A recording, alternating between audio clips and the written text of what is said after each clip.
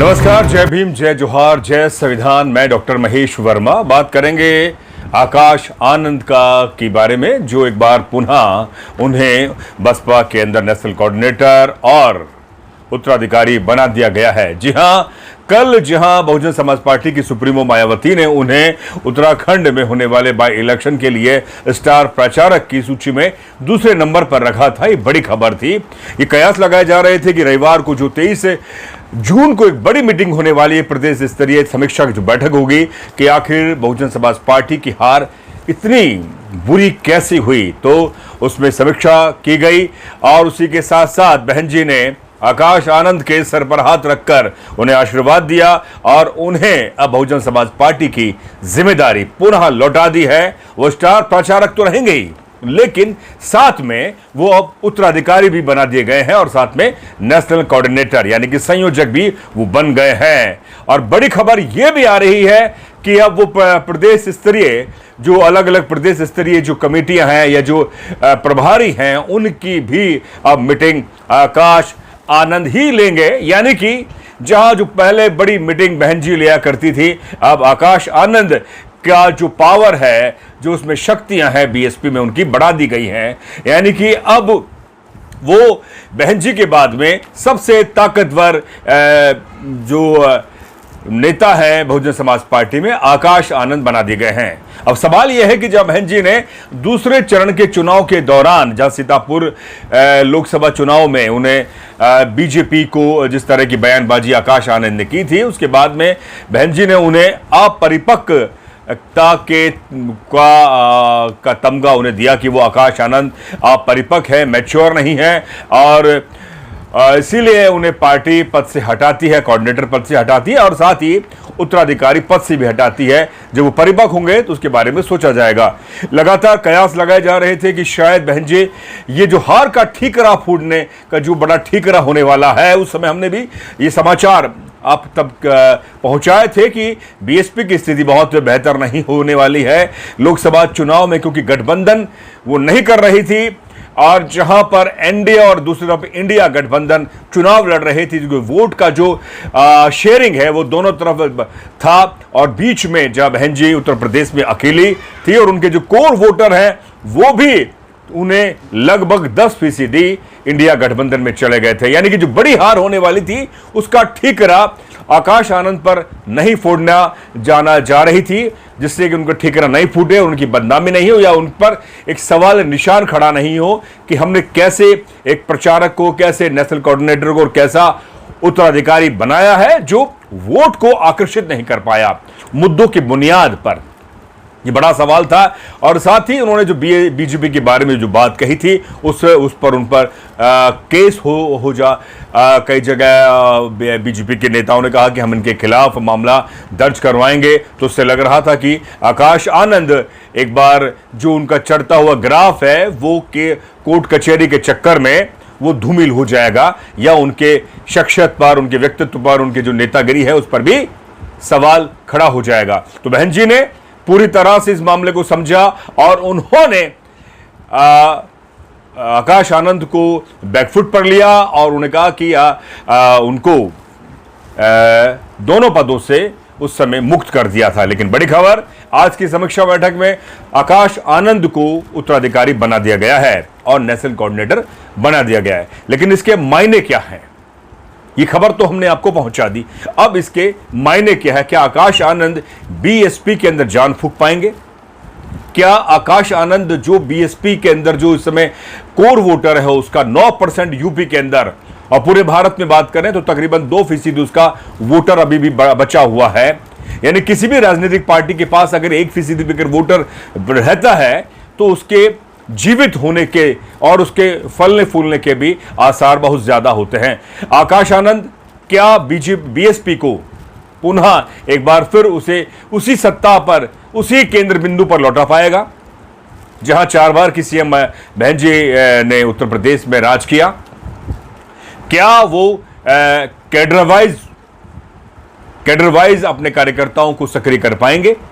क्या जमीन जमीन, गांव गांव, ढाणी ढाणी वो जाकर कार्यकर्ताओं से मिलेंगे?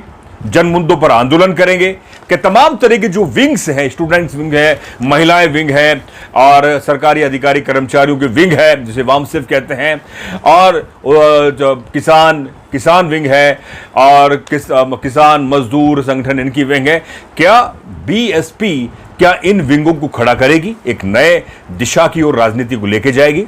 और एक बड़ा सवाल बीएसपी पर लगता है कि जब से सोशल मीडिया का जो बड़ा उद्भव हुआ है भारत में, दुनिया में, तो आखिर क्यों वो सोशल मीडिया पर इतनी ज्यादा छाई क्यों नहीं रहती, क्यों सोशल मीडिया का उपयोग क्यों नहीं करती? उसके जो ट्विटर का हैंडल देखें तो बहुत अभी कुछ चंद सालों में ट्विटर का इन्होंने इस्तेमाल किया, यूट्यूब पर भी बहुत, अब उनके समर्थक जो लगातार जो पत्रकार है वही उनके लिए खबर करते हैं, लेकिन बीएसपी बहुत ज्यादा इस पर सक्रियता नहीं है, उसके थिंक टैंकर नहीं है, उसके प्रवक्ता नहीं है, उसके प्रोफेसर नहीं है, और युवाओं में वो क्रेज कहां से भरेंगी जिससे कि उन्हें लगे कि हां बीएसपी को वोट करना चाहिए?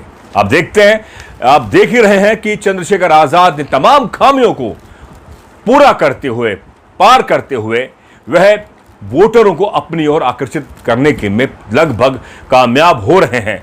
नगीना में आपने देखा जहां बीएसपी के उम्मीदवार को मात्र 13,000 वोट मिलते हैं, और वहीं चंद्रशेखर आजाद 52% वोट लेकर वहां से, और तीनों जिसमें बीजेपी और सपा और बीएसपी के तीनों पार्टी, राष्ट्रीय जो पार्टियां हैं उनको, सपा जहां क्षेत्रीय पार्टी है, उन तीनों उम्मीदवारों को चित करके वो जीत जाते हैं।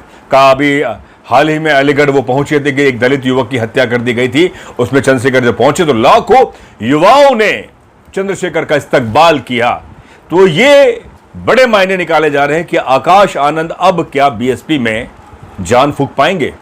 नगीना में जहां चंद्रशेखर आजाद के खिलाफ आकाश आनंद ने जो बयानबाजी करी थी, कौन चंद्रशेखर आजाद, कौन है जो एक सीट के लिए गठबंधन से, इंडिया गठबंधन से निवेदन कर रहा है, आग्रह कर रहा है, रिक्वेस्ट कर रहा है, बेचारे को टिकट नहीं दे रहे हैं, कोई गठबंधन में नहीं ले रहे। और यह बात चंद्रशेखर को शायद उन्होंने अपने दिल में रखी और वही उस जोश से उतरे, और आखिरकार वही नगीना जिन्हें शुरुआत में बड़ा कमजोर माना जा रहा था कि जमानत बचेगी कि नहीं बचेगी, लेकिन चंद्रशेखर आजाद ने जो ग्राउंड पे काम किया, उस ग्राउंड के बुनियाद पर आखिरकार चंद्रशेखर आजाद नगीना से जीते।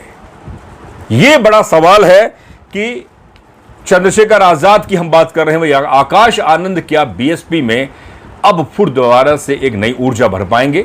अब उपचुनाव होने वाले हैं उत्तराखंड में, जहां 10 जुलाई को उपचुनाव है, पंजाब में उपचुनाव है, और कई राज्यों में और भी जब चुनाव आयोग जो तारीखें तय करेगा कि क्या वहां पर बीएसपी के नेशनल कोऑर्डिनेटर और उत्तराधिकारी अभी से शुरुआत करेंगे अपने कार्यकर्ताओं के बीच में एक ऊर्जा भरने की, क्योंकि बीएसपी के बारे में सवाल यह है कि बीएसपी आखिरी समय में सक्रिय होती है जब चुनाव आते हैं, और पूरे 4.5 साल वो सुषुप्त अवस्था में, यानी कि सोई हुई रहती है। ये बड़े सवाल हैं, क्या अब बीएसपी पूरी तरह से अपने आप को रिफॉर्म करेगी, बदलाव करेगी? ये बड़े सवाल है। और बात करें यूपी में, जहां बड़े पत्रकार और राजनीतिक विश्लेषक, जानकार सवाल भी उठाते हैं कि बीएसपी ने यूपी में जो 16 सीटों पर चंद हजारों से बीजेपी जीती है, उसमें अगर बीएसपी मुस्लिम उम्मीदवारों को नहीं उतारती, या तो उसमें इंडिया गठबंधन वहां से जीत रही थी। 16 सीटें भी ऐसी थी जिसमें आपको नाम पढ़ के सुनाता हूं। अलीगढ़ है, अमरोहा है, अकबरपुर है, और जिसमें आपके बदोई है, बिजनौर है, देवरिया है, फरुखाबाद है, फतेहपुर सीकरी है, हरदोई है, मिर्जापुर है, फूलपुर है, मेरठ है, उन्नाव है। और ये सीटें वो सीटें थी जिसमें बीजेपी मात्र चंद हजारों से जीती है, जहां पे फतेहपुर सीकरी में मात्र 2678 वोटों से जीती है, फूलपुर में 4332 वोटों से बीजेपी वहां से जीती है, और मेरठ से 5585 वोटों से जीती है।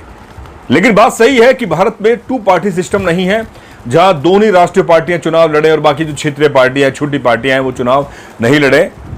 लेकिन सवाल यह है कि उस समय जब जो लोकसभा चुनाव हो रहा था, उस दौरान आरक्षण, संविधान, लोकतंत्र बचाने की बड़ी मुहिम चल रही थी। तो ऐसे में जो दलित वोटर है, बहुजन वोटर है, वो बीएसपी को ना देते हुए इंडिया गठबंधन को वोट किया और उससे 37 सीटें सपा जीतती है, 6 सीटें कांग्रेस जीतती है और बीएसपी शून्य पर आ जाती है। लेकिन अब यह सवाल उठ रहा है कि क्या बीएसपी अब ऐसा कौन सा रिफॉर्म करेगी, ऐसा कौन सा बदलाव करेगी जिससे लगे कि बीएसपी अब एक नए दिशा में, एक नए बदलाव के साथ में, नए तकनीक के साथ में, एक नई ऊर्जा के साथ में ग्राउंड पर उतरेगी और 24/7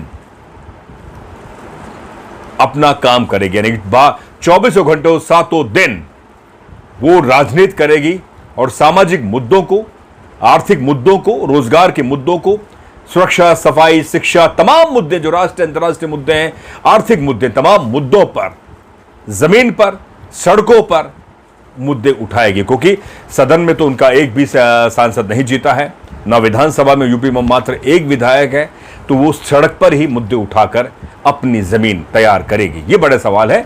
अब देखना यह होगा कि क्या आकाश आनंद अब इस नई दोबारा से मिली जिम्मेदारी में किसने सफल होते हैं। एक बड़ा सवाल यह भी उठ रहा है कि ये कहा जाता है कि इंडिया गठबंधन में बीएसपी को नहीं लिया गया।